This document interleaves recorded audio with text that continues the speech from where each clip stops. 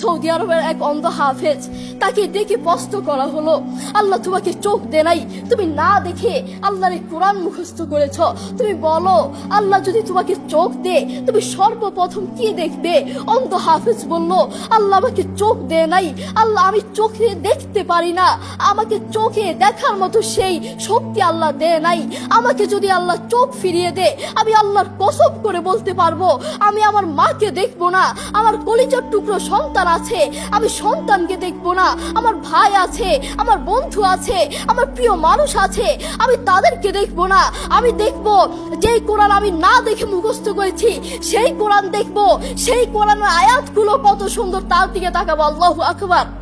আমরা আমাদের কথা বলছি, আমাদের চোখ থাকতে আমাদের কোরআন পড়ার সময় হয় না।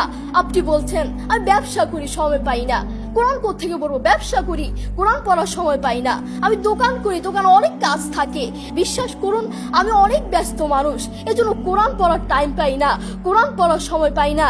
প্রিয় ভাই, আমি আপনাকে বলতে চাই আপনাকে সময় কে দিয়েছে?